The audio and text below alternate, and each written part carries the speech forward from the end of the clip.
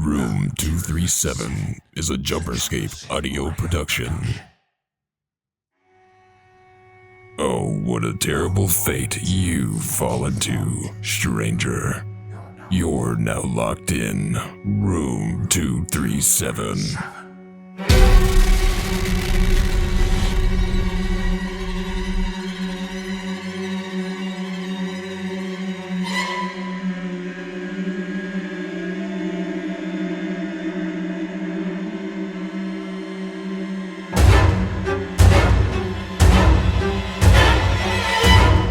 There once was a ship that put to sea, and the name of the ship was the Valiant. Welcome to Room 237. How are we doing today? Yeah, claps.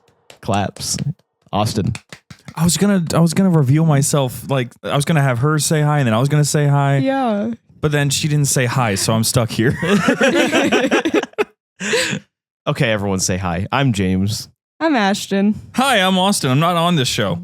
Yeah, we are joined today by Austin from the library. Yeah. That's how he says it. Yeah, the library. Yeah, there was an accident that happened on the other show, so I moved here. I heard that the last guy who was here didn't go very well, so I'm taking his place for you. What?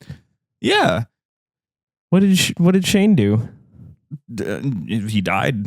Oh yeah, during an accident. Yes, he died. And the recording equipment fell on him. Oh yes. All right. Yes. Mm-hmm. My second. Mm-hmm. He died on the job. Yep. He went mad. He did.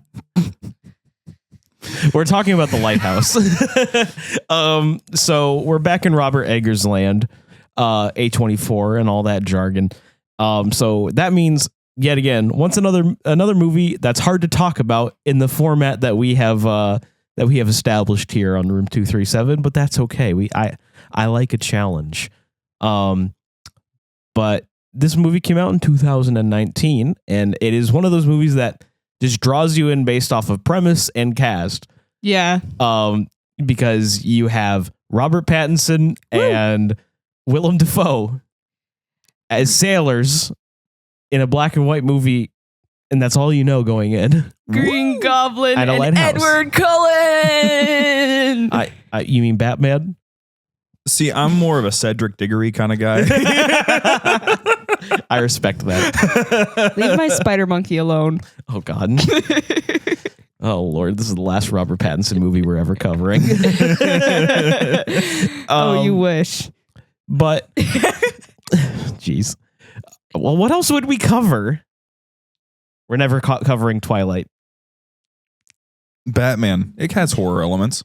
It has more horror elements than Twilight does. Okay, but the problem with Batman is I can't get through the movie. I can't get through like the first scene of the movie without just cracking up laughing. I can't take it seriously whatsoever. Oh, that's unfortunate. It's really bad. It really is unfortunate because I do think it's probably the best like standalone Batman movie.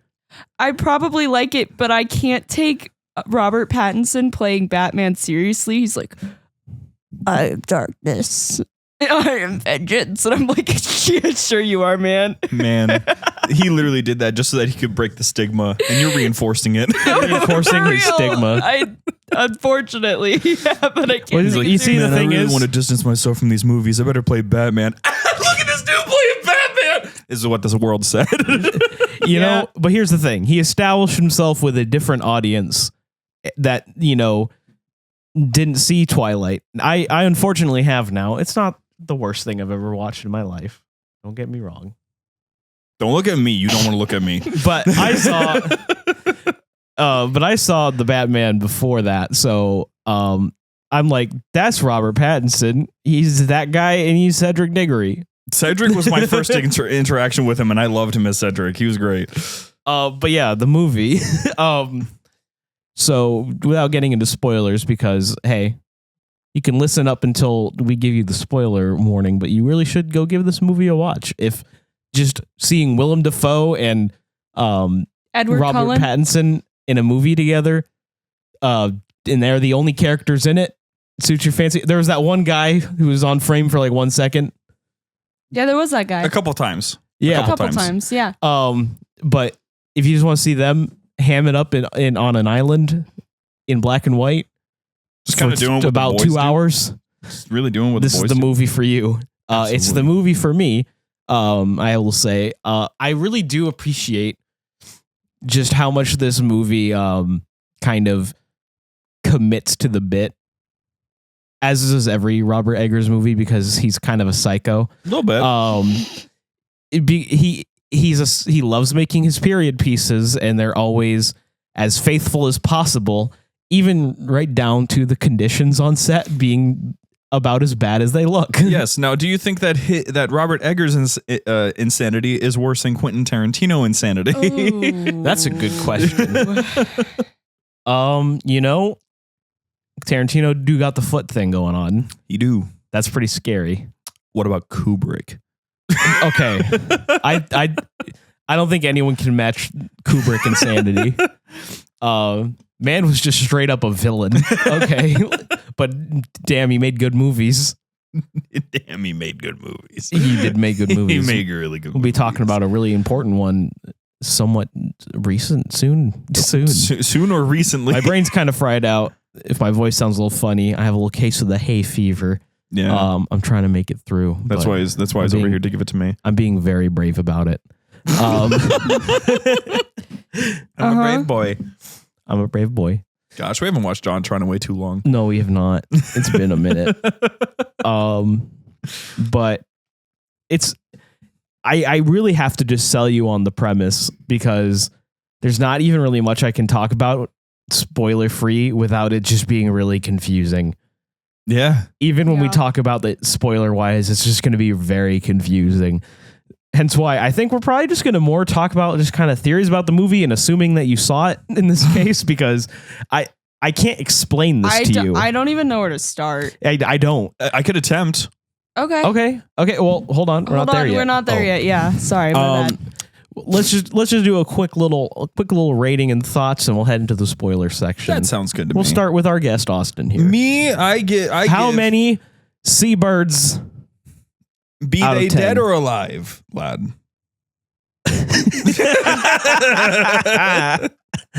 Alive. Alive. A man, you cannot kill a seabird. It's bad luck to kill a seabird. Enough for your tall tales. You're not fond of me, lobster. I love it. This kind of gruff, like, allergy voice is doing my Willem Dafoe impression very well. I like your cooking. I give this movie roughly, we're going out of 10, right? Yeah. Yeah. 10. Okay. How many seagulls out of 10? Seabirds. Seabirds. Because of the dedication to the craft, and because it exceeds in exactly what it wants to be, and does not lose sight of that the entire time. Low key, objectively, I would have to probably give it a nice 10 out of 10. Live seagulls. I think that's the first 10 out of 10. Because it doesn't have Maybe. it doesn't really make mistakes. It does exactly what it set out to do. I think that's a pretty fair thing. I have a feeling we might get something different on this end of the table. Oh, I'm ready. Yeah. So again, this is your fair warning that my ratings are always based on my personal enjoyment. And personally, this kind of movie never does it for me. We had the same problem with The Witch, I think. It's Just just the Babadook was really bad. I think you still give The Witch a good rating. I think I did, because I like period pieces, but I wasn't vibing with this. I'm gonna give it 5 seabirds out of 10. Do ye hate art? No, I just couldn't. I can't sit through something like this very easily. And yet you did. Yes, you did. Ye landlubber. I am a landlubber. I'll say that. Sure. You killed that gull, didn't she? No, she didn't. I did. Oh, okay. Sorry. 9 out of 9 out of 10 seabirds. What keeps it from 10? What keeps it from 10? Yes. 10 is a very hard to obtain ranking, my friend. I reserve 10 for basically top 5 films in my brain. Whenever it comes to top 10s, I always go for like the excellence of the craft. And that's the thing. Most of its ranking does come from the excellence. It is a movie that it's don't get me wrong. It's entertaining to me. Mhm. But this might sound harsh when I don't mean it really in a harsh way. It's a lot of style over substance, if that makes sense. I agree. I don't know. It has. I think it does have substance. Don't get me wrong. The thing is, that is the same amount of substance as analog horror, which has 0. Yeah, you're supposed to get the horror from sort of watching things unravel and try to piece it together. That's why I said this is going to sound harsh. I don't think that's necessarily a bad thing. But my thing is like, I can't sit and watch something that's a puzzle piece that doesn't actually have any answer. I mean, it does have an answer. It does. I think the answer is shown at the end. Yeah. Which we'll get into in the spoiler section right now. Spoiler alert. Spoiler alert. I think that whole thing was in his brain when he was getting picked by seagulls. Yeah, I think he was dying and it was all in his head. The whole thing? The whole thing. I think he's shipwrecked because you don't even see the lighthouse where he is. Yeah. Because they kind of allude to it in that whole monologue where Tom is going on about, oh, this could all not be real. You could just be marching through the woods somewhere and you've made this all up in your head. And I went, oh, all right. Okay. Yeah. Well, there we go. Now it kind of comes together. Because I think what's happening here is a version of his life is playing before his eyes. I think that everything that went wrong when he was working timber is kind of playing out with the job he was headed to do in his brain. Well, and I also think it very much mirrors. I don't know that he's shipwrecked. I feel like maybe because there's that whole segment where he's talking about he took his old employer's name. Yeah. And he goes, well, I didn't slip. He slipped. He slipped and died. I didn't slip. It wasn't me. I didn't slip. I wonder if he actually was the one who slipped and then is dying and getting pecked by seagulls. Because he's so insistent that he wasn't the one that slipped. And then this happened because of that instance. I think that's fair. I think there's a couple interpretations of this movie. The one I'm going with in my brain is that this is basically his like life flashing before his eyes. Another one is that the events of the movie do transpire, but we're seeing them through Winslow's eyes. That's why that was my interpretation. Yeah, throughout the film, like we will see Thomas Wake, Willem Dafoe. Yeah, there's Thomas Wake, who's played by Willem Dafoe, and then I'll just call him Ephraim Winslow, but he stole that name. It's not his real name. Yeah, who's played by Robert Pattinson. And honestly, I do kind of hold the opinion. This is like the other side of my brain tells me that this is how it went. And that is that we are experiencing a version of events because Thomas Wake, Willem Dafoe's character, will immediately tell him a contradicting version of the events that we just saw happen. Yeah. Yeah. Like late in the movie, you see Thomas Wake destroy the boat with an axe. And later, when they're arguing, he says, I saw you destroy the boat with the axe. Like, he's saying that Winslow did it. And it's very interesting to me to kind of, that's why I do like these kind of puzzle piece movies. They are very reminiscent. They are very reminiscent of like analog horror, like you were like saying earlier, where it is kind of a lot of style and you have to kind of put it together yourself. But the pieces are there. And what makes it fun is trying to, I guess you can always walk away with whatever you believe happened. Yeah. And that's the fun part, because then you can put together, you kind of have your own idea of what the story could be. And also it sparks much better conversation than a movie that goes from point A to point B. Exactly. Yeah. I just think, I don't know what it is about like this kind of movie specifically. It just doesn't draw me in the same way like an analog horror does. I don't know if I think it's more like analog horror, like the puzzle pieces are very clear, I feel like. And it's not like as contradictory. And I think all the contradictions and not being able to know what's real and what's not real maybe is part of it for me. I just was like, I feel like I'm watching craziness happen for no reason. I feel like it's safe to say anything that you could call paranormal was not real. Definitely. The mermaid wasn't there. The mermaid wasn't real. Cthulhu. Cthulhu Defoe was not real. Yeah. More than likely, the version of Willem that was in what I've determined is that Wake was completely normal the entire time. And he's completely telling the truth that his previous guy went nuts, and now he's watching this dude go nuts again. And he's just like, that's why he's like really secretively, because he finds the logbook where he says basically, I think that logbook where it says drunk on the job, you know, late to work, hiding in the shack, drinking. Like, yep, that's really what was going on. Yeah, I don't even think they were getting drunk together occasionally. Honestly, yeah. I think for the most part, I'm going to refer to them by their actors' names because I think the name situation in this movie can get a little confusing. I think Pattinson, he is probably the instigator, especially later in the film when it comes to the drinking binges.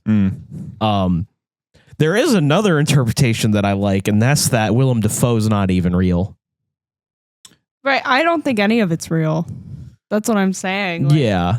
Well, I'm playing with all the different kind of things I got. Because the thing is, yeah, I could see it that way too, is that Willem Dafoe is just like a figment of his imagination, just like everything else. The thing is, the only thing that conflicts with that is that he has to know what he's doing. If he's new there, he has no idea how any of it works. Well, that's why he has the manual that he read. The manual doesn't tell you a whole lot either. Not as much as Wake is telling him, or Dafoe. You know, that's a good point, because one, I'm pretty sure that being a wiki is a two-man job typically. But at the same time, it's just like you never see Willem Dafoe doing anything. Right? Does that make sense? Yeah, because he's usually only at the lighthouse. Yeah, well, he's sometimes does at the hold lighthouse. Sometimes he's just standing behind Pattinson when he's working.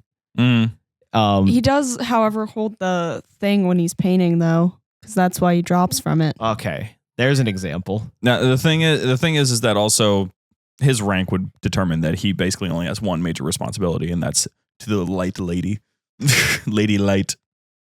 And this light is our little MacGuffin, I guess. Which 100% no one could just stare at. No, absolutely not.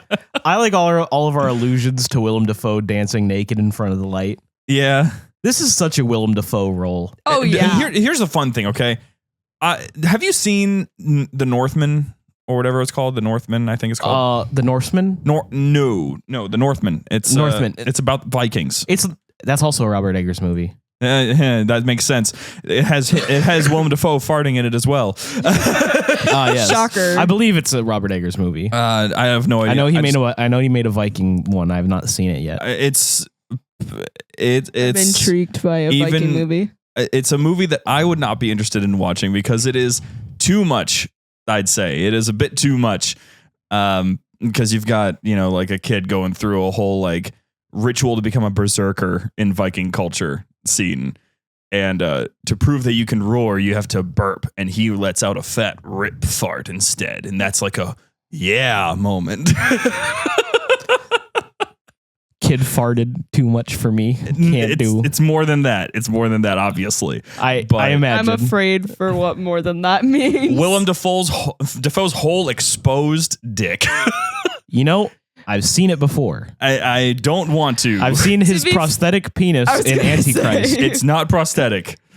Are you sure of that? 100%. The director himself said that it was unnaturally large.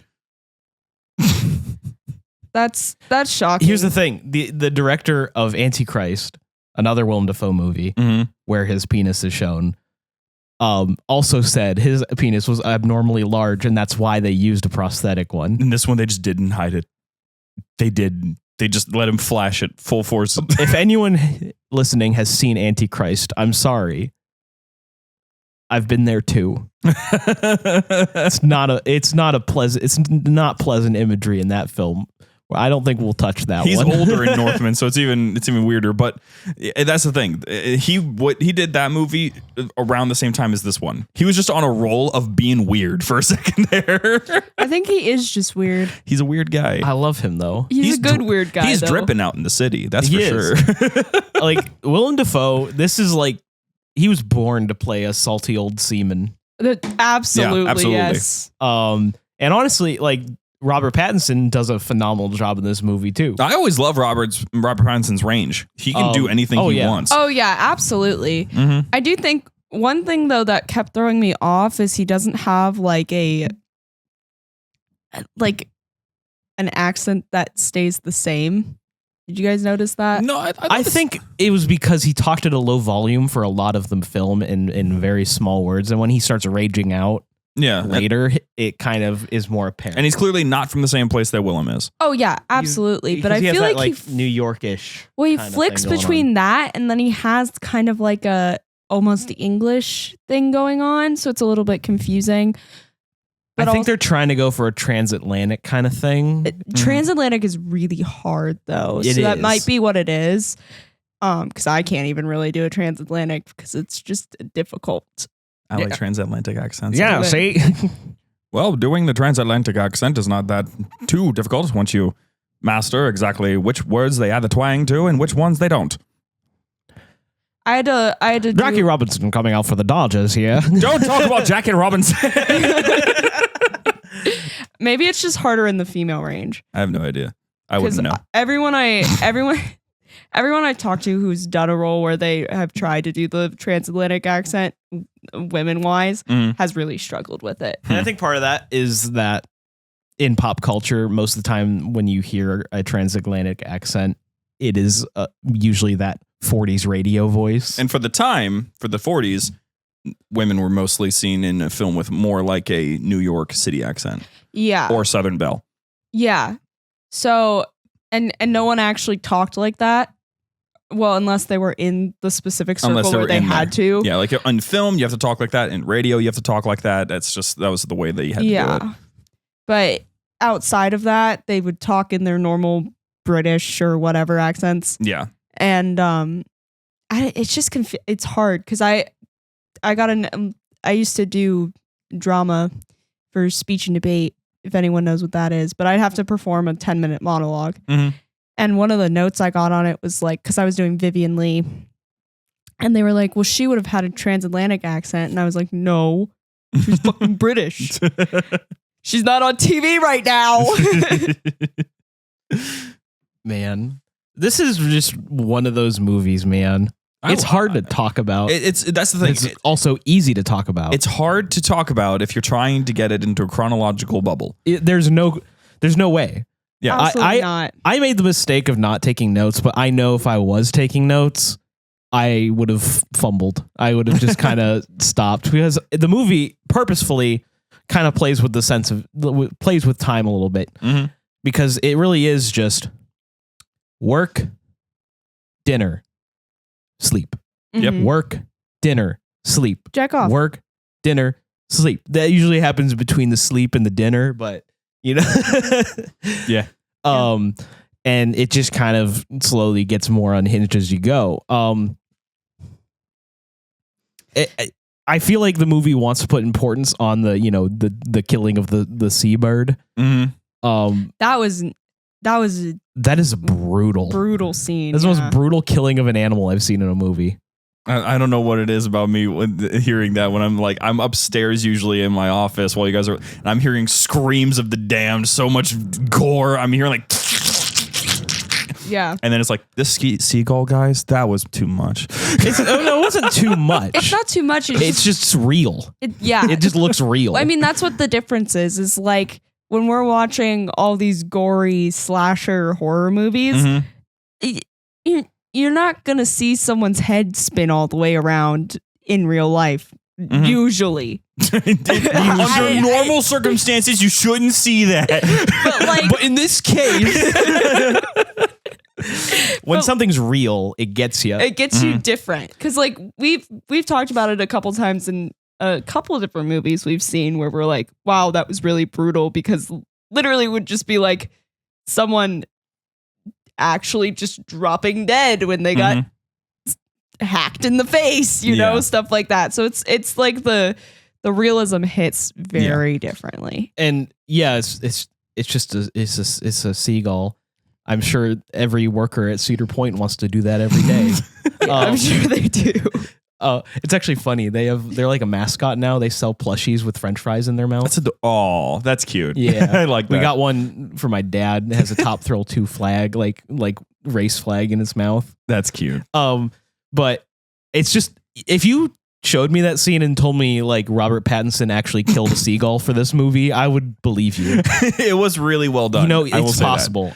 That might have actually been what happened. It definitely not. Well, that's the thing. There's way too many organizations who would have rained fire upon them. I hate PETA so freaking much. I hate them too, but they would. They would have. I think I'm on the side of the coin that they would have freed whatever seagulls they had left and then euthanized them. I was gonna say they were gonna euthanize the seagulls. We have to kill all the seagulls so they don't kill them for their movies anymore. That'll show them. But I'm on that weird side of the coin, and I'm fully aware of it. It's the same reason why it's difficult to watch something like Nuke's Top 5 with me. It's because I'm constantly thinking in the production sense, even when I'm trying to immerse myself in a movie. So I'm watching it, and I'm like, prop bird, cool. The only time that horror really, really gets me is when I know that the actor or someone or something in the film is happening to such a real degree that it's really happening. So watching the actors go through some stuff, knowing that it's probably happening for real on set, knowing that they're probably going through some tough conditions, that stuff sucks. It's stuff like that that really makes me think like, oh, this is actually terrifying because this is something really happening to these people. Me watching The Exorcist scene. I was gonna say, me watching Texas Chainsaw Massacre, knowing it was 125 degrees during the dinner scene, and they shot it for, most of them can't remember how long, but somewhere between 18 and 36 hours. Or how long the dude went without washing his mask. Yeah. Like stuff like that. That's more horrifying. Also in The Exorcist when I forget her name, the actress's name, when she falls down and she breaks. And she actually like breaks her coccyx or something. Yeah. It's her tailbone. Coccyx. Coccyx. There's a lot of coccyx in this movie too. Coccyx. Yes. Tailbone. There was probably about 6 cocks in this movie. Probably, roughly. Maybe cut that in half and then you'll be accurate. Oh man. But actually no, the amount of times they got nude, probably 6 times. About 6. Yeah. You only full blown can kind of see a wiener one time, and I missed it. Which, like, I'm actually like decisions like that are the things that are really curious to me, because it's like it's so easy to just put a cup over the actor, and then it usually is the actor's decision to be like, no, I want them to see my full-fledged cock, director. That sounds like Robert Pattinson. Yeah, it does. It does. It's just always curious to me. It's like, I wonder, in your research, did he actually jack off for this movie? I didn't look that up. Because the thing about the nudity use in this movie is it's all so uncomfortable. Yeah. Mm-hmm. And I think like that's one of my favorite uses of nudity in movie, when it is meant to make you like uncomfortable. Oh yeah, because that's how nudity really should be.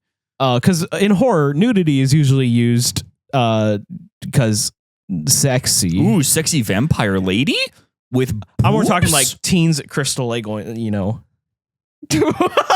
Why'd you do the sign language for sex? Was it? Yeah. Oh, that was an accident. I know ASL. Fun fact, I know ASL very well.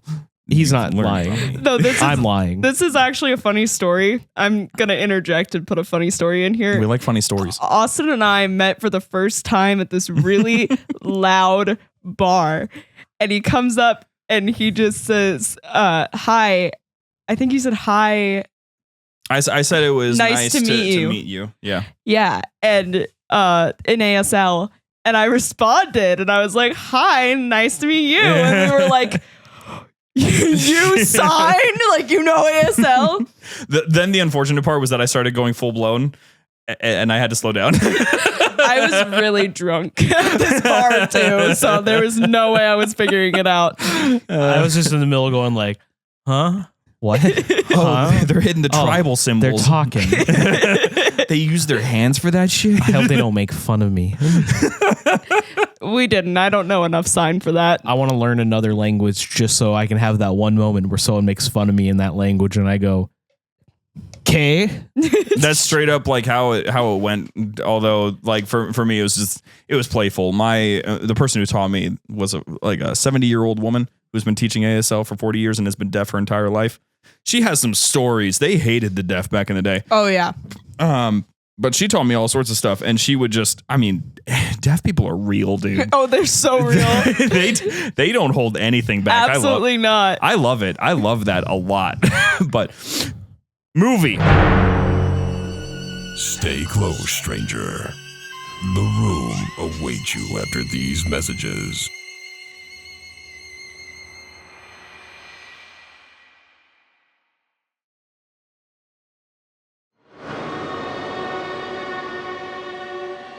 Knowing Robert Eggers and knowing Robert Pattinson, Bobby, probably they probably did have him because he's just like, it's for the art. Yeah, that's so very Robert Pattinson. And the cameraman is just like, don't pan down, don't pan down, don't pan down, don't pan down. And everyone in the room is like, it's art, right? This is art. Dude, I feel so bad for the PAs.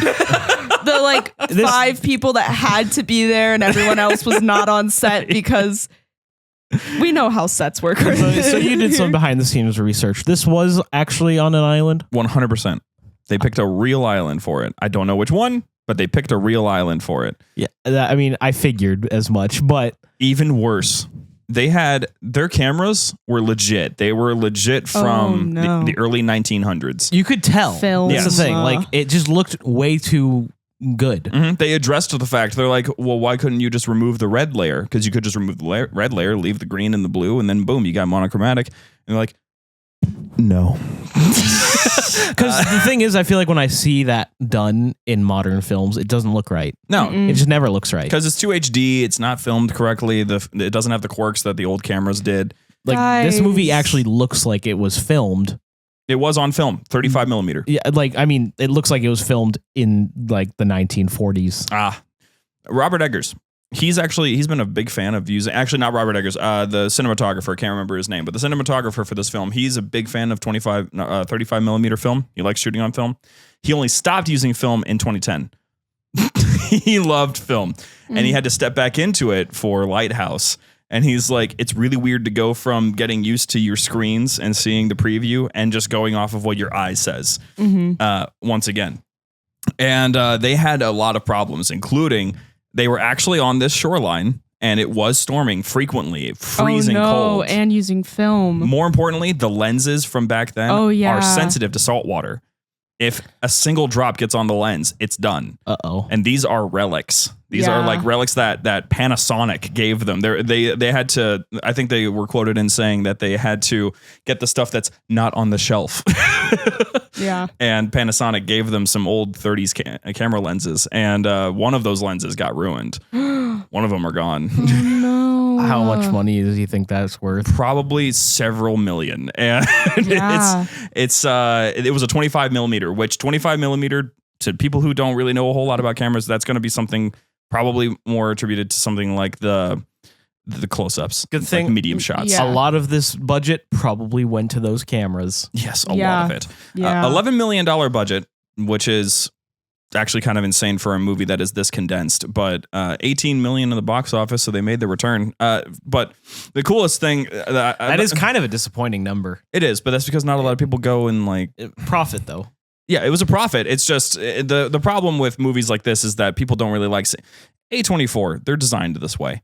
You're either going to get the blockbuster or you're just going to make your money back. That's kind of how A24 works. Yeah. The Whale was a blockbuster. And it was like a year after, or 2, 3. I don't remember. Something like that. But yeah, it was a great movie. Welcome back, Brendan Fraser. But anyway. Yay! Who did we see recently that we couldn't remember his name? We were like, he looks a lot like Brendan Fraser. Was it Brendan Fraser? No. No, I don't think you know it what was I'm talking about though, right? No, it wasn't someone we even talked to or that we knew. It was someone in a movie. No, I don't think so. Where was it? I remember seeing a guy driving in his car with his window down, and I looked over and I was like, "Is that Brendan Fraser?" Like, I mean, you never know. It could just straight up be him. It wasn't. But what if it was? It could have been. He looks different every time I see him. That's true. He gained like 250 pounds for the whale. Yeah. And he was losing weight to be in a Marvel film. Then they cut him. Those rats. Anyway. I hate those stories. I feel like we've talked about Marvel too many times. We don't need to go down this rabbit hole. But with the Lighthouse. The funny thing about the Lighthouse, the library, my brain. I'm sitting in front of this mic. Tuesdays and Thursdays on all of your Favorite podcasting. streaming Tuesdays and platforms. Thursdays for now. Oh, Anyway. teaser. Anyway. By the time this comes out, this might be reality. Who knows? We're gonna move quick. You'll know if you know. Yeah. If you don't, teaser. Patreon members probably know, but anyway, there's the interesting fact that the Lighthouse was an idea that was thought up on the set of The Witch while they were filming it. Robert Eggers was like, "Man, this is really contained. What if it was like more contained, like two dudes in a lighthouse?" And they had the realization, and then he did that. So he just moves. He just gets an idea and rolls with it. I often bounce around on which film I like more between those two. I think I'm starting to just land here. Lighthouse? Yes. I'm all on it because like I like The Witch. It's a fun, Pilgrim's Tale in a way, but it's I think the reason fun is an interesting word. Yeah, that's not the right word. no. I call it fun because it's just clear cut. I mean, you know how it's going to end from the very beginning. That's true. You're just along for the ride. It's one of those horror movies. Yeah. Lighthouse. At what point did you expect anything that you saw? Yeah. Zero. I think part of what comes down to like why I might have liked that movie more than I like this movie is I watch a lot of period pieces. And most period pieces take place during colonial America or Regency era England. So I think I'm just more accustomed to that kind of piece. And so it's easier for me to pay attention and like really get into it. Whereas this is not my area, I guess. And so for me, it was just hard to like keep myself engaged. Everyone's got their favorite era. I mean, my favorite thing, Cheyenne called me out on this because she was like, that all your stories are the same, right? I'm like, what are you talking about? And she's like, well, the thing is, you love cowboys way too much. I own like 40 on DVD Westerns in my office. And I love films like that in that era. And then she was like, and you really love sci-fi. And I'm just like, what are you talking about? She's like, you loved Firefly. I'm like, okay, that's a fair assessment of the situation there. Western and sci-fi. Understandable. So Star Wars is perfect for you then. I love Star Wars so much. Before I was a Halo guy, I was a Star Wars guy. Space Western. Space Western. Space Western. It's so freaking good. I love it. This movie's not a Space Western. No, but that's the thing. Because of that, I love anything that takes place from the 1800s to the 1920s. Anything in that period, sold. Oh, because it's an underutilized period. That's kind of what I love about it. That's why I love films like going completely off genre, but Newsies with Christian Bale. Love that movie. Half to Death. It's so freaking good. And Christian Bale's adorable in it. I've never seen Newsies. It's so good. If you're a fan of musicals, which I know you're probably not. Are you mad at me? No. I don't like the version of Newsies. Which version do you like? Please don't say it's the stage version. It's the stage version. Oh, of course it's the stage version where they mess up the songs. I love Jeremy Jordan. He kills Santa Fe. Uh-huh. I'm here too. if you're willing to indulge me in a musical once again, because I know that you weren't a huge fan of Hamilton, but you know this. Do I know this? I showed it to him for the first time. I told you I'm not crazy for Hamilton. I mean, I guess you've played the music, and I feel like it's clear I don't get into it. Tonally, it is all over the place because you've got rap in the 1700s. So I think that's what drew people into it, though. Oh, it's what drew me in 100%. I liked the juxtaposition, and I'm not saying it's like bad. That'd just be dumb. It's just not my cup of tea. Yeah, and that's not fine. my tempo. Have you watched Wonka? Yeah, yes, I watched we it here. watched it here. Oh yeah, my bad. Forgot about that. Did you? I forgot. Did you like Wonka? I loved Wonka. Then Wonka you'll was probably so love good. Newsies, because Newsies is just a fantastic story. It's a classic. I it's do a want to see classical Christian musical. Bale sing. He's actually really good. He's a fantastic singer. Gosh, I bet he has character. he's a great singer. He does have character, that's for sure. Because okay, like think this is my favorite example. The Rock, terrible singer, Terrible, but absolutely. he has so much terrible. energy Mhm. and so much charisma. It doesn't matter. The thing is, Christian Bale can hit those notes, and he was only like 19 at the time. He was damn. Mhm. So this was before American Psycho. Oh yeah. This was one of his first movies. Well, I Oh. knew that as one of his first movies, so I was like, oh, Oh, this was way he's before that. he's one. playing a child in Newsies. To put it in perspective. Yeah, he's Oh, playing okay. he's playing a fictional version of the real 14-year-old that operated the Newsies movement in the early 1900s okay, or 1899 roughly. cool. Yeah. That's cool. So the Lighthouse. Yeah. What is Maybe we this? should The talk about library? We that. got so off. I like it though. I like it. Yeah, movies. We like to have fun here. We like to have fun here. Oh, you guys say that here too? Yeah, occasionally, yes. That's awesome. He started me on it. That's good. It's a good statement. It's a good statement We to like live to- by. We like to have fun here. I've straight up just been living by that statement and watching it how it changes my perspective on my day.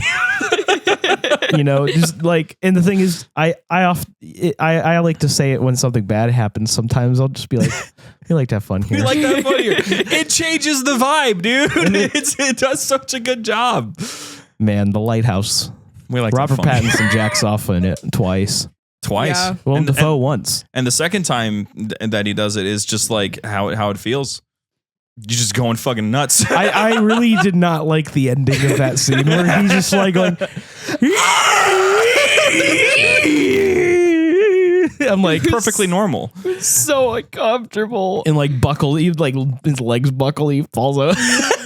What's more uncomfortable, that scene or the implication of the potential of Willem Dafoe's emissions dripping down from the top of the light? That was so gross. I did not appreciate that. I like how like early in that scene you get like maybe a glimpse of it falling down, yeah, I but saw then you just get this massive blob like. I was so thankful for the clarification of the squid or octopus, whatever it is, tentacle going by. Because I was like, oh, I still probably just No, I think it was. I think it all was semen. definitely as they call it in the movie, jism. But we've clarified he likely wasn't actually in the lighthouse or doing No, yeah. any of those things. I can at least tell myself it wasn't real. Yes, I still had to witness it. It's not real. It's not Granted, real. you don't get a nice, nasty close up of him doing it. To be fair, Yeah, At least there's that. You only get Well- a very tasteful Roman era-esque shot of him blinding Mr. Pattinson while nude. I love that shot. That's That shot is. It looks like a Roman painting. Oh yeah, that shot is amazing. It's beautiful. It's a great shot. Oh man, y'all know what I'm talking about. If you watched the movie like I had instructed you to, You should have. You better. It was very Stupid. Robin. You're not stupid. Robin Watch the Wilson movie. Ramis. I'm talking to you, Kyle. Yeah, Okay. Kyle. I mean, We're pretty sure he watches. We're the pretty movies. sure he does. he listens to every single. He's the only one in the Discord that will say like, "Hey guys, this episode was banging." We love him for that. Yes, more of you all in the Discord. If you're not in Discord, And shout out to anyone listening on YouTube. Random view spikes, True. except for Megan.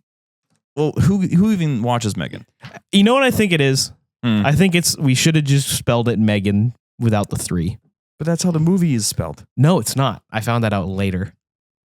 It's just dash dash dash. But on IMDb, it's Megan with a It 3. is? Yeah. Yeah. Damn. I just think no one cared about that It movie. is dash dash dash, but that's very true. That movie was a phenomenon for like a month, It and, might and have- everyone forgot about it. But it was only a phenomenon because of Thursday, I think. Or Wednesday, my bad, not Thursday. Listen, I don't watch the show. I like the old Addams Family. Jenna Ortega's not even in Megan. No, but she does a dance and Megan does a dance, and there was a comparison on TikTok. Good point. Well, Megan was a TikTok thing for a little bit. Megan was like a huge phenomenon before the movie even came out. It was so weird. Yeah. Like everyone dressed up as her for Halloween, and they did Halloween Horror Nights where it's just like tons of Megans doing the Megan dance just everywhere. That would be creepier than the movie by a long She shot. showed up in Chucky season 3. Did she? Yeah, he's scanning through channels and he lands on Megan. He's like, what a load of horse shit. And then keeps moving. I love you, Chucky. He's such a guy. You're such a guy. I wish your show wasn't a mess. I thought it was going well. No, it's good. It's a mess, Oh. but it's good.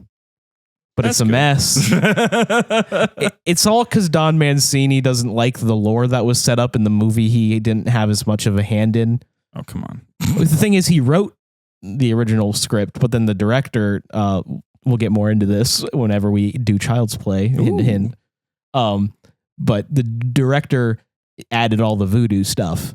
Oh. So Donnie Mancini has made the voodoo stuff uber ridiculous. That's hilarious. Oh. It is, but the thing is, the show, I love it, but I just wish it took itself a little more seriously. That's gonna so say- camp of him. Like, that's what I was going to say. The movies took it so seriously. I remember Yeah. Child's Play. Like how seriously they took that stuff. And it really worked. And I think you can have a good balance of camp and serious. The camp is the doll. Yes.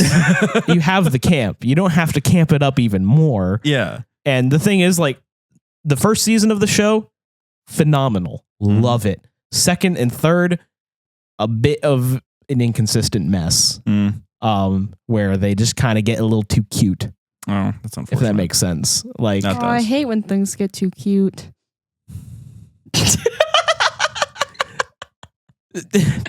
yeah. I don't even know what you mean by that. I'm just straight chilling. No, Excuse my hay fever. I meant that. Like, I know what you mean by that, and I hate when that happens. Okay, I was like, was that a sarcasm or just But the- genuine agreement? But the face you made afterwards just made me cackle. It's true. You Well, yeah, every episode might as well have Chucky like wink at the camera, like that that kind of. Oh, that style. man. Man, she's in for a ride then, huh? Because he still does a great job, but Yeah. it's like, But the Lighthouse. Yeah, the Lighthouse. Yeah, I don't really have more to bring to the table when it comes to the behind the scenes stuff. The reality of it is that it just really happened. And so people were straight up just suffering while making this movie, probably including Robert Pattinson and Willem Dafoe. Yeah, that Both checks of them out. being pretty solid method actors when they want to be. and I think that's what this movie kind of carries on is the performances are so great. Oh, yeah. So great. Like, that is what kind of carries me through on rewatches because this is a third or fourth time I've seen it. Damn.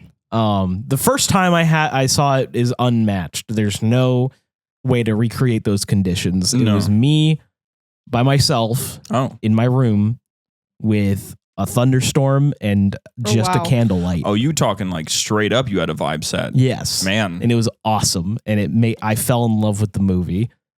The second time was with one of my old roommates Mhm. and one of our other friends. We had a bottle of fancy bourbon that we all split the cost on. Sick. It was like $130. Oh, hell yeah. Holy. And we had the cubes and everything. Ooh. And we watched it. Unfortunately not storming. And then the third time, I think I just randomly rewatched it in the middle of the day. And, Okay, but that second time, did you get drunk? not all the way. Damn it. See, if you did, you would have been following the film perfectly. I did as the movie went on, I did drink more. I tried to Okay. not literally keep pace. Yeah, they 'Cause then I might die. Yeah, they went a bit But- nuts on that. Yeah, for real. I was sitting there and I'm just like, man, this is the best commercial for AA I've ever seen. And what is with the drinking gasoline? I didn't know that was a Oh, you thing. can 100% drink gasoline. Yeah, It it was just- gasoline, and I think they put the oil for the lantern in it. Yeah, because the thing is that gasoline is essentially ethanol, and ethanol is a thing that is alcoholic. Right. So if you drink that stuff, you will get drunk really fast. It tastes like garbage, obviously, because it's gasoline. And it's gonna melt your internal organs. That's what I was gonna say. But it won't kill you immediately. No, it takes quite a while, actually. That's why it sucks. That's why you shouldn't do it. That's why you shouldn't fall to alcoholism, dear listener. To the point of drinking gasoline, especially. Especially that, because that Don't- sounds... Or the most sad version. Because like the gasoline, that's so rare that someone would stoop to that. The saddest is people drinking like straight up Listerine. Oh yeah, 'Cause that's that a one. thing. Yep, that's why they had to age restrict Listerine in Chicago. I think most places in the U.S. I think it is age restricted. I only know about Chicago for certain because I lived there. Was it 21 and up to buy Listerine? It was. So you can get alcohol-free mouthwash. You don't have to have alcohol mouthwash. Well, yeah, if you got that stuff. But then again, it's like you had to be a certain age for a lot of things because a lot of the stuff was locked behind locks and gates and stuff. So like it was a lot living. A lot of stuff was just kind of locked behind things. But you did have to be a certain age to actually get things like Listerine, which of course I didn't worry about. But it was it was mostly, I mean, sometimes it was even based on the person. If a certain person walked in, then you would be refused because you clearly don't look like you can handle yourself. It really depended. If someone walks in and they are wearing clothes that have been absolutely shredded and destroyed and they're like, Listerine, they're like, no. I don't think you need to freshen your breath anymore, buddy. It's already gone. You're a mint. Mint, a little bit of a mint. I think your dental problems go beyond a little Listerine, buddy. You think that was a real dental issue that Willem got for himself for the movie?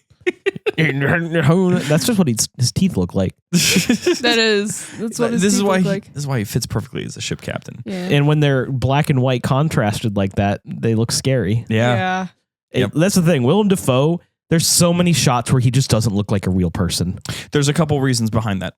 Aside from the fact that he's who he is. Black and white, speaking of, you want to know what's necessary to do a monochromatic film on old film, and is the reason why some films from back in the day look kind of weird and why the actors are acting kind of weird is because, and I should note, I am very well versed in these sorts of films. One of my favorites is Nosferatu. I've watched that thing. It's genuinely kind of creepy. It's on my list. For 1923. Not for the podcast. I don't know if there's much I don't think I could get an hour and a half of conversation. You totally could. There's actually a plot in that thing. It's a really good one. I thought it was like 20 minutes. No, it's like a full hour long.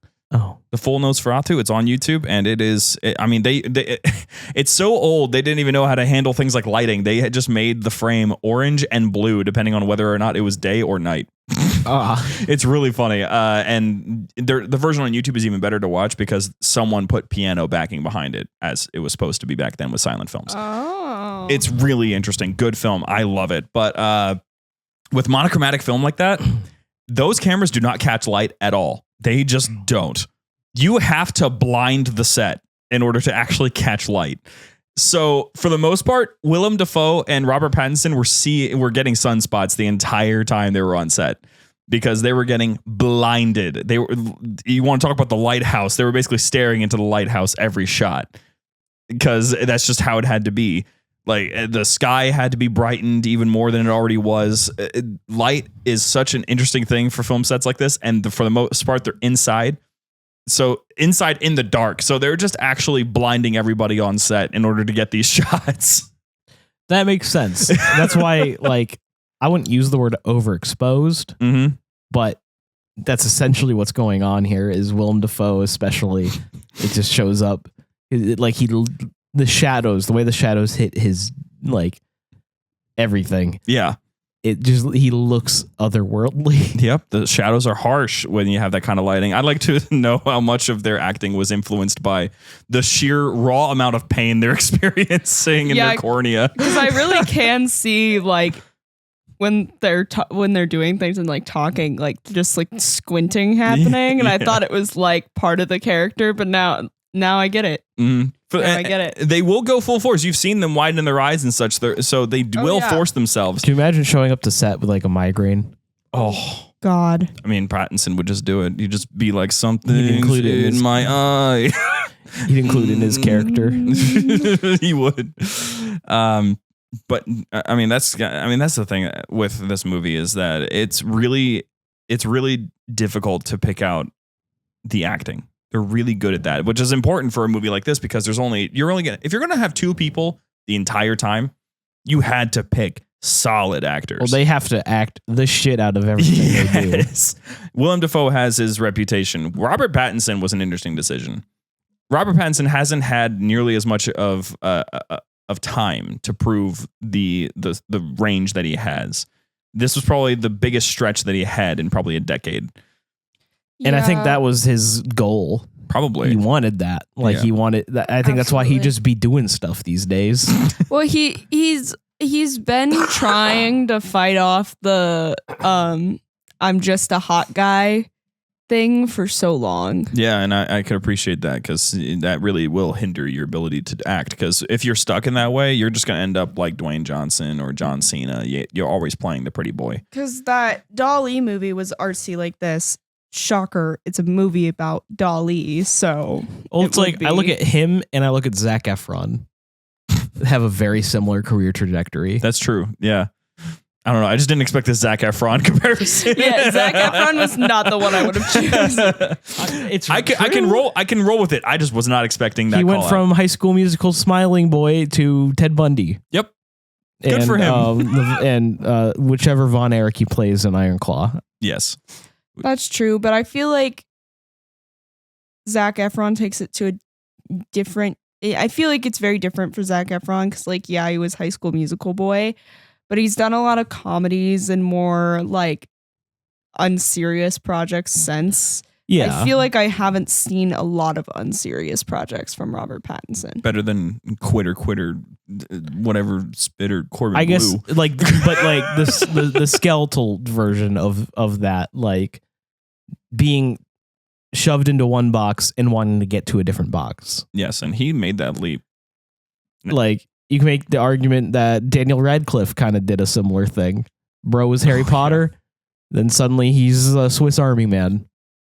He's just like that. Do you think that Robert Eggers was like doing the cast? Not Robert Eggers. Whoever did the direction for the latest Batman. Do you think he was watching The Lighthouse? Is like, oh my gosh, it's Bruce Wayne. It's him. Because Matt Reeves. Okay, that's him. Like, just the amount of times that he has those brooding moments. I'm just sitting there, like, the subtle just something's in the way. It's playing in my head, watching him stand there staring out in the distance. I'm like, man, he's about to go to Gotham. Okay, I will make the argument here, though, that in 2008 is when Little Ashes, the Dali movie that Robert Pattinson was in, came out. And I believe that's the same year or before Twilight. The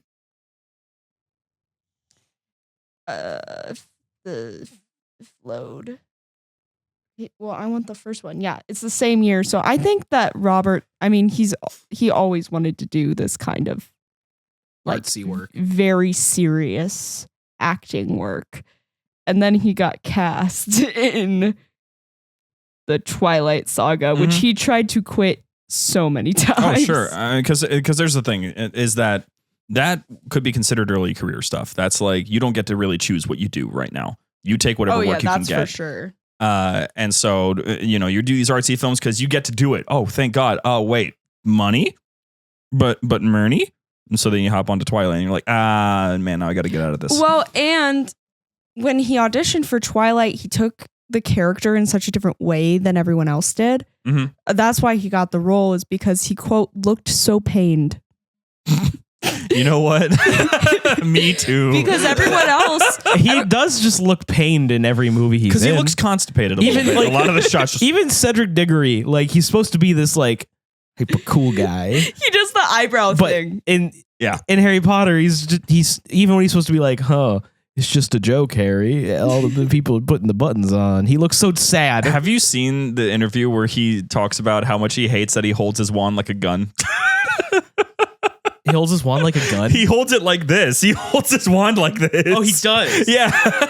Why does he do that? He doesn't know. He's like, I was just trying to hold it in a cool way, and I guess I went 9 mil. It was so funny. Well, the American transfer to Hogwarts.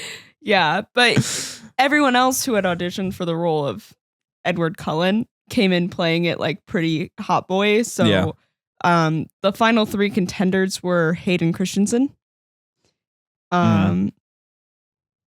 What's Superman's name again? Henry Cavill? Yeah, and Henry Cavill and Robert Pattinson. And those two were like, hi, my name's Edward. plays with hair. I really, really wish that we got Hayden Christensen. Me too. Because I'm sitting there, I was like, you couldn't bury yourself any further than the acting in Revenge of the Sith. Here's the thing. I'm kind of glad he didn't get it because he got bullied enough. It would have killed his career 100%. But I would have loved it because of the awkwardness of Twilight fits so well with the awkwardness of that pear scene. It would have been pretty good. You're so beautiful. But we would have never seen him again. Spider monkey. He might have considered Jar Jar Binksing himself if that had happened. I'm guaranteeing it. Oh God, that was because I don't think that that media, how everyone reacts to media, would have gone well. Stay close, stranger. The room awaits you after these messages.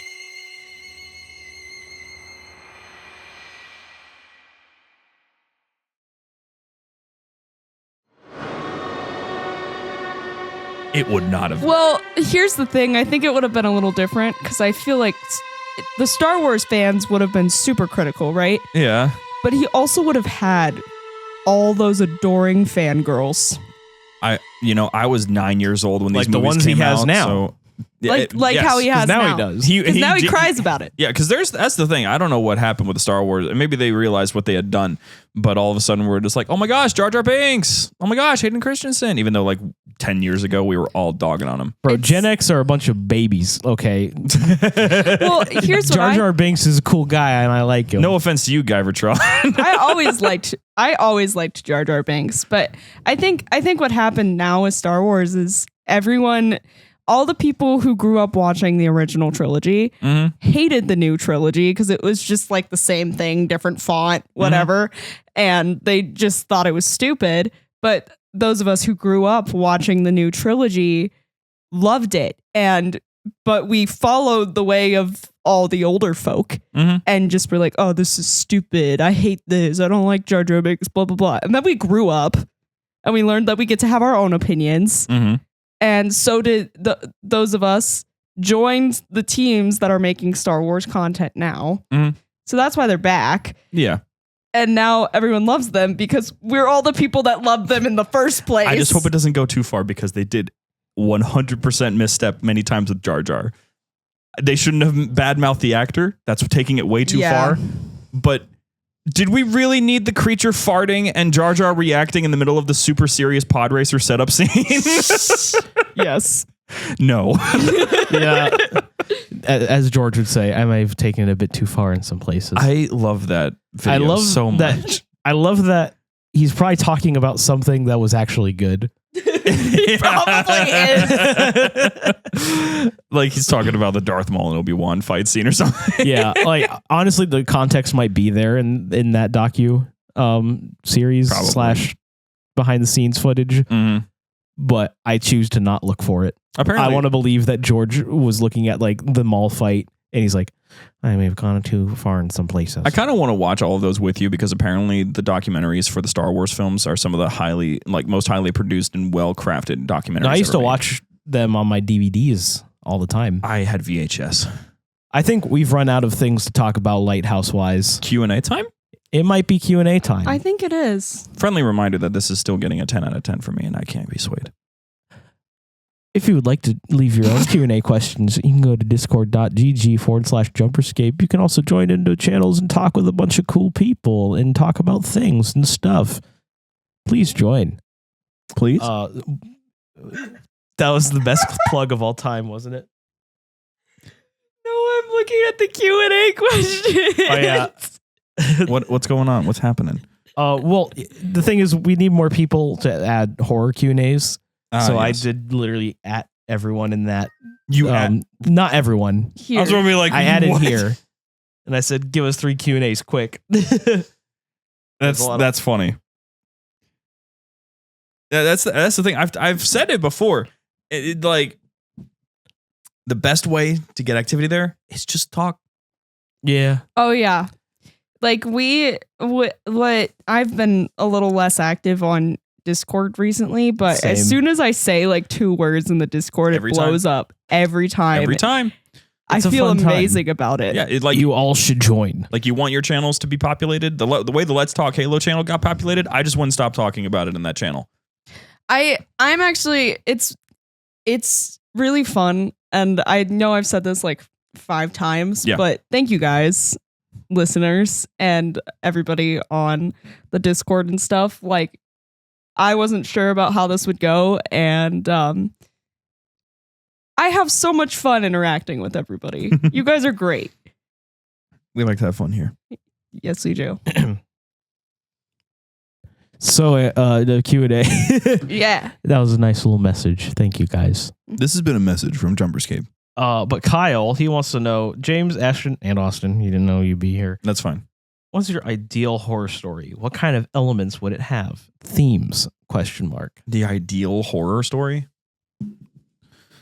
I Are we doing this like, are we bouncing off each other or are we answering one by one? think we can bounce off each other It here. needs to have a bad ending. Oh, Ooh, I don't like horror movies that end with a good ending. It juxtaposes the entire idea to me. I like when it has like a not like a everything's wrapped up end of like where you feel like the movie should end with and this person did this Yeah. with like the fun music, but I do like where you're kind of left off in a way where you're like, okay, they're safe, they're fine, but you don't know what's next for them. Like when someone's been possessed and they've like killed everybody and then they're not possessed anymore and they have to like go on living. I think that's just like, it eats at me. I love it. I think my favorite version of that idea of an ending is It Follows. I haven't seen that movie You yet. have no idea if that person at the end, Yep. No spoilers. no spoilers, but We'll that do person at the movie end, someday. that person Yeah, at we the will. end. I want to be in on that one as well because that'd be really good. But you know, that's my thing. It has to have either a bad ending or the implication that it's not over yet. See, personally, I like me a girl coming of age. That's fair. I like just kind of like I love it. It is I so love good. it, and just kind of that 80s Stephen King kind of vibe And is you- my favorite. And you love Stranger Things. Yes. Yep. But I don't feel that it has necessarily like a happy ending. Like there's still that feeling of like, I mean, a good portion of their group is dead. We don't really know what's coming next for them. Like half of them just picked up their lives and came Most back. horror doesn't have an objectively good ending. Yeah. The thing is with it is that Usually stuff is lost. the story of them as an adult, I don't like that ending. The story of them when they were kids, I like that ending. There's an impending doom. Oh, They're not done yet. I like that. I don't like the adult one because it's just, I don't know, especially if you watch the newer movie, it just kind of felt like it felt similar to like a superhero fight. Just Yeah. take down the big bad.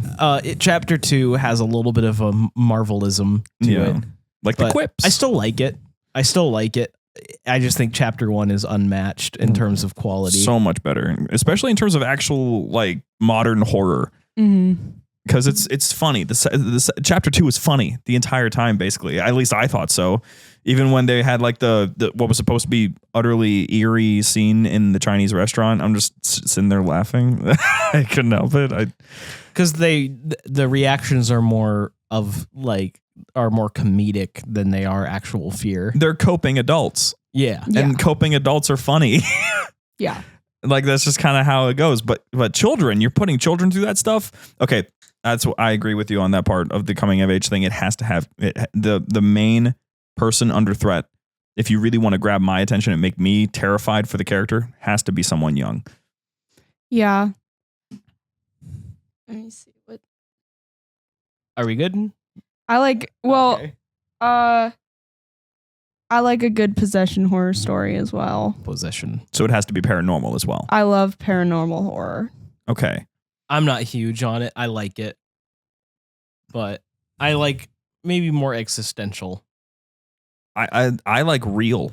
If it's a real threat that I could picture myself facing at some point, That too. that's my favorite horror. Otherwise, the paranormal thing, I'm just I don't know. I think real threats shut me down. Shut you down in the terms of like I don't get as worked up by it because instead of like feeling into it, I shut down. you're worried about the idea of facing it. I guess so, yeah. That's fair. But could you make an argument that makes it effective? Yes, but not enjoyable. That's a good point. But should horror be enjoyable? Yes. Oh, And no. It can be both. because I was going to say I don't really like horror if it doesn't make me uncomfy. Well, it should be uncomfortable, but not enjoyable. I think horror has a place where you can have something be actually a bad experience to go through. Yeah, like it shouldn't be As a long as snuff. it's not actually damaging Yeah, so it to shouldn't you. be snuff. And that's why, yeah. Mhm. Like I'm saying, like there is a place for horror movies that leave you feeling devastated. Yes, very much so. And those ones are Right, but Unfortunate. I don't think that makes it not enjoyable. You still can enjoy an experience that makes you feel like you'd want to rewatch that movie. I have movies that I would call like an 8, 9, 10 out of 10 that I will not rewatch. Ethan asks, will you ever watch the Aragon movie? It's scary bad. No. I don't. I'm not even know. on this show. I don't want to. Probably that's not a horror movie. Lactating Gator asks, "What's your favorite upcoming horror movie?" You or have to thing say you're it. looking, and I'm not saying it in all caps. My head hurts. I will. What's your favorite upcoming horror movie? He took off the headphones. My head hurt. Well, let's see. What is upcoming? Upcoming horror films. I'm on it.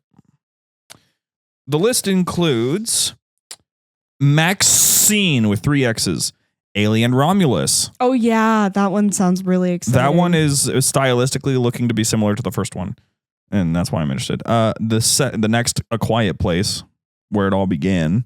The Watchers. Have you seen the trailer for that? Oh yeah, I'm really excited about that. I really want one. to see The Watchers. With Amanda Seyfried. Yep. We've seen the like preview for it in theaters like 3 times at this point. Yep. Oh, shoot. It's the one that they're slipping my behind the mind. glass. There's a they can't forest see. beyond the glass, but it's a one-way mirror. Yeah. They can't see past it, but beyond it is a forest. Here, Okay. let me show you one single frame, and you'll just be like, "Oh, that movie." You don't sound like that, to be clear. Hold on, let me just pull up the images, dude. Straight up. Okay, and Yeah, that one. yeah, I'm stoked for that one. I'm also stoked for that one. The only other one that I can see here that I'm like, I'm at least curious about is there's one here that's called In a Violent Nature.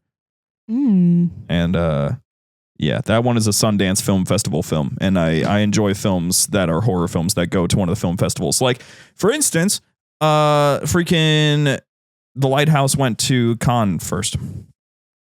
There you go. Yep. There you are. I almost made it to Cannes. Spicy or sweet? Spicy. Spicy. Thanks, Donnie. Spicy sweet. Ah, Oh, spicy sweet. I do like a good spicy Mhm. sweet. It is a good. I never hear anyone's call it spicy sweet. It's usually sweet and spicy, but you know, Well, it's we said fine. it this way Good today. point. Yes.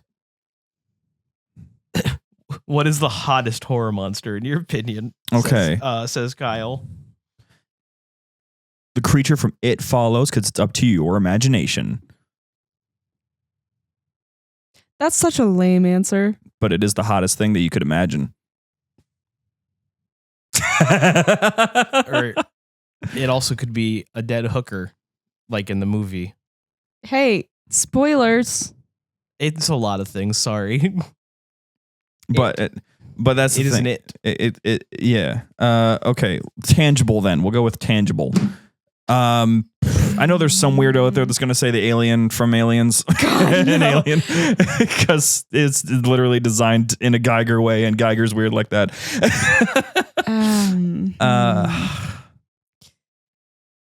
Stirba. from what the hell is it called again? So there's Sturba werewolf bitch. yeah, I know that's the that, actual but film, but I don't know what it was changed to. What was it? What was the like actual title called? For My it was Sister's a sequel. Werewolf. I knew that. But it was the sequel? Oh, The Howling 2. My Sister's a Werewolf. Yeah, The Howling 2. My sister's a werewolf. Yeah, Stirba. My final answer. Those vampire chicks from Trick or Treat. That's a good answer. I'm stealing Sturba. Stirba, dude. I'm just saying. What about the vampire biddies? You don't understand. She is the vampire biddy. Understand? She was a werewolf. Yes, she is one. She's one person. Biddy? Yeah, one bit. Yeah, it's Biddy. What? No, that's not. That's what biddies are. I understand that, but it can be used as just referring to a woman. A biddy. I've never heard that before. It's shorthand bitch. Oh, Well, someone's in trouble now. I said that before I knew that. So it's okay. Thank you for joining us on Room 237. I'm going to go run away now. Bye. Thank you for joining us this evening, stranger. If you enjoyed your time with us, please consider supporting us at patreon.com/Jumperscape or join the community at discord.gg/Jumperscape. We thank you for your listenership and hope you enjoyed.